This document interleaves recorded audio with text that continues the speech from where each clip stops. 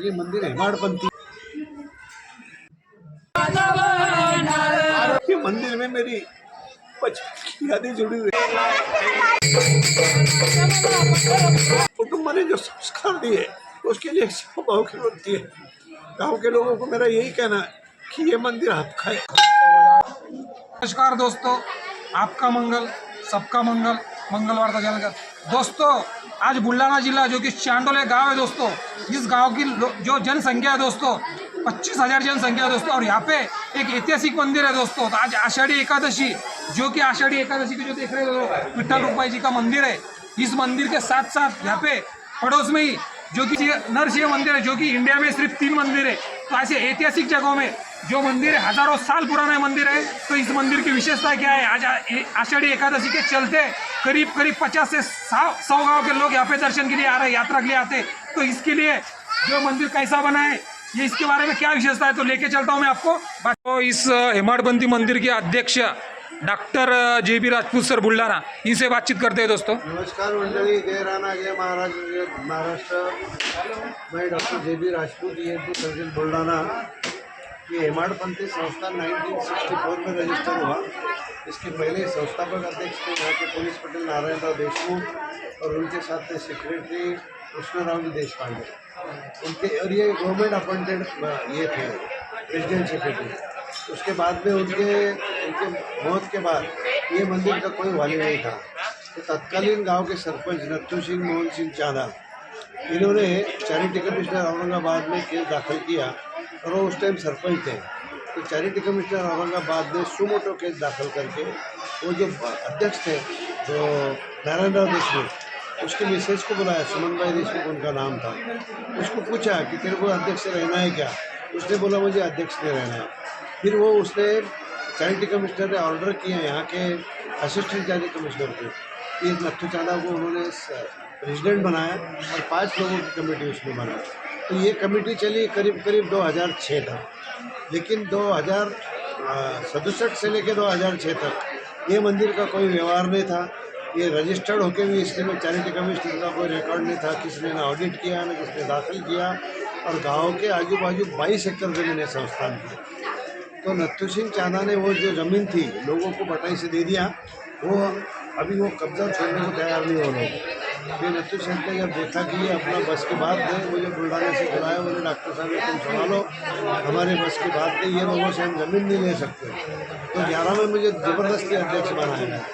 तो 2011 में आने के बाद में मैंने पहला काम किया, क्योंकि उसमें करीब 2 ही लोग जिंदा थे, बाकी ट्रस्टी गुजर चुके थे। तो 11 लोगों की कमेटी बनाया। कमेटी बना के उसका प्रस्ताव पूरा असिस्टेंट चैरिटी कमिश्नर बुल्ढाना को दिया। फिर बुल्ढाना के चैरिटी कमिश्नर ने ऑर्डर देके 11 लोगों की समिति बनाई। फिर 11 लोगों की समिति बना के बाद में उसके बाद प्रेसिडेंट हुए प्रेम सिंह भावलाल देवाने, जो मेरे छोटे भाई हैं। लेकिन उनके भी ये बस की बात नहीं थी, क्योंकि गाँव में वो राजकारण करते थे, तो गाँव के लोगों से दुश्मनी को लेना नहीं चाहते थे। फिर 2011 में उन्होंने मुझे वो अध्यक्ष बना दिया। तो उसके बाद से फिर मैंने डेवलपमेंट चालू किया, क्योंकि 11 तक तो ये जो मंदिर था इसको लोगों ने गांव में क्या बोलते हैं उसको अगंदरी बना के रखा था। दोनों मंदिरों को कंपाउंड वाल नहीं था, कुछ नहीं था। तो तत्कालीन पंचायत समिति मेंबर प्रहलाद सिंह बारवाल के मिसेस लक्ष्मीबाई बारवाल ये सभापति बनी। और सभापति बनने के बाद में उन्होंने उनके अधिकार में वो जिला परिषद से फंड लाए और ये नूरसिंह मंदिर की कंपाउंड वाल उन्होंने बनाया।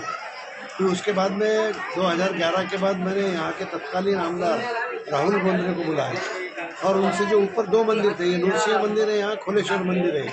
और 1964 में यहाँ एक मंदिर बनाया था हमारे पिताजी ने, दल सिंह महाराज थे यहाँ 20-25 साल।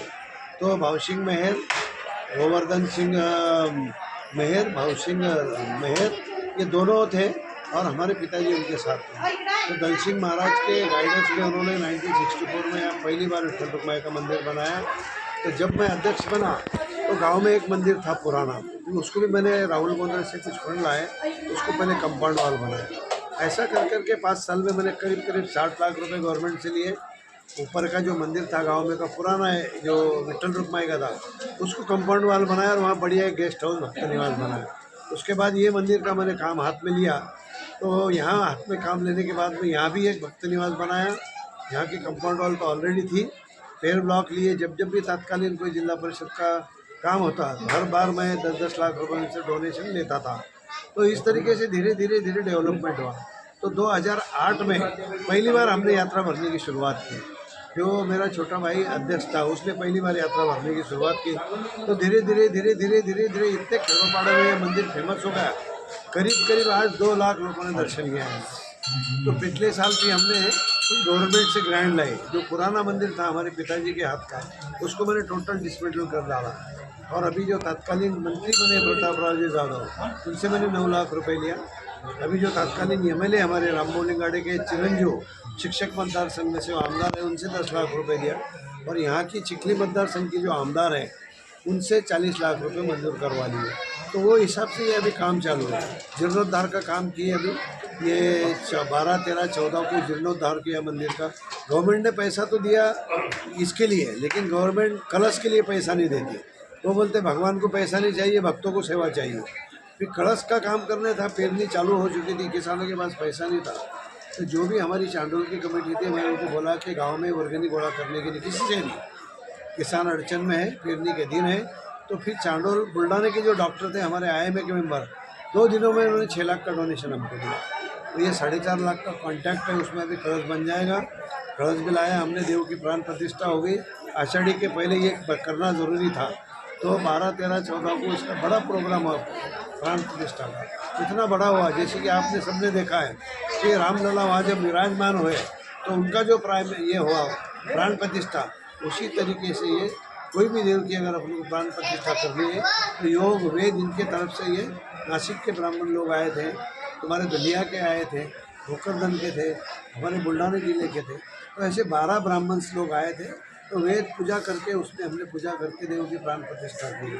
अभी तो ये मंदिर का अंदर का काम अभी चालू किया है, तो अभी काम हो जाएगा तत्कालीन। इसके सामने और बहुवर्ग में जाने के लिए हमने 5.5 करोड़ के प्रस्ताव मैंने अभी गवर्नमेंट को भेजा हूँ। अभी देखते हैं ये गवर्नमेंट कब तक टिकती है, आगे कौन सी गवर्नमेंट आती है। तो बहुवर्ग अगर हमारा मंजूर हो जाता है तो यहाँ प्रस्तावित बहुत बड़े बड़े काम हैं। 3 मंजिली भक्त निवास है, उसमें मेल फीमेल दोनों अलग से। ये तुम्हारे स्वच्छता गृह है, नीचे बड़े बड़े 2 हॉल हैं, ऊपर 12 रूम है, सेपरेट रूम। और इसके अंदर नृसिंह मंदिर के सामने और एक सभागृह है। तो वो करीब करीब 30 बाय 30 का आएगा और ये 30 बाय 30 का आएगा। तो ऐसा ये सभागृह बन जाएगा हमारा 30 बाय 60 का। उसमें जो 12 था वो बुझ के हमने जो आसरा देवी का ये बनाया था वो भी सेटल हो जाएंगे और ये बड़ा मंदिर बन जाएगा। और ये मंदिर हेमाड़पंथी है। हेमाड़पंथी होने से पुराण वस्तु संशोधन खाते में इसका नोंद है। तो यहाँ जो भी डेवलपमेंट करना है, क्योंकि ये हेरिटेज बिल्डिंग है इसके नृसिंह मंदिर की और खोलेश्वर महाराज की, इसमें हम कोई चेंज नहीं कर सकते। अगर करना है तो दिल्ली जाके या तो नागपुर जाके उसकी हमको परवानगी लेनी पड़ती है, फिर वो उसका ऑडिट करते हैं बिल्डिंग का और बाद में परवानगी मिलती है। तो बड़ी किचकट प्रोसेस थी। तो मतलब अभी ये झमेला बाद में करेंगे। पहली प्रायोरिटी है कि लोगों से जो 22 एकड़ ज़मीन है संस्थान की, वो संस्थान के नाम लेना है। ऑलरेडी संस्थान के नाम से ही है, 7/12 भी संस्थान के नाम से ही है। लेकिन हमारे चांडोल गांव का ये रहने की वजह प्रकरण रहने की हम दादागिरी से वो नहीं ले सकते। लोगों को समझाना बुझाना चालू है तो आज भी हम वहाँ जाके ताबा ले सकते हैं। लेकिन मैं चाहता हूँ कि लोगों को समझ में आए ये डेवलपमेंट उन्हीं के गाँव का है। मैं तो गांव में आता भी नहीं, मैं तो बुल्ढाना में रहता हूँ। तो इसलिए गांव के लोग अगर समझा जाते हैं, समझ में आ जाता है उनको, तो ये समंजसपना से करके कोई बीच में का रास्ता निकले तो ये ज़मीन ताबे में लेके एक संस्थान को एक परमानेंट उत्पन्न हो जाएगा। अभी तो संस्थान को 0 उत्पन्न है। हर महीने में मैं रोज़ कम से कम 600 रुपये मंदिर के नाम से जमा करता हूँ। तो 18,000 रुपये में मंदिर के नाम से जमा कर रहा हूँ। उसमें महीने का खर्चा, बत्ती, पानी, दिया बत्ती हो जाता है। अभी तक ज़मीनों के दावे किए जो कोर्ट में, उसके लिए करीब करीब मेरे खुद पे 6 लाख मैंने खर्चा किया हूँ। लेकिन मुझे उसकी परवाह नहीं है। भगवान ने दिया है तो काम कर रहे हैं। पिताजी की आत्मा गाँव के अपने लोगों मैंने कहा फिर ये देना। लेकिन ये मंदिर में मेरी बचपन की यादें जुड़ी हुई है। फर्स्ट, सेकंड, थर्ड 3 वर्ग यहाँ भरे हुए थे और ऊपर का जो 4था वर्ग था वो बड़े मंदिर था। तो सारी मेरी बचपन की यादें हैं और एक कुटुंब ने जो संस्कार दिए उसके लिए भाव की होती है। गाँव के लोगों को मेरा यही कहना है कि ये मंदिर आपका है, आप इसे समझे और ताबे में लेके अगले 5 सालों में डेवलपमेंट करने के बाद में मुझे मुक्ति दे। जय हिंद जय महाराणा.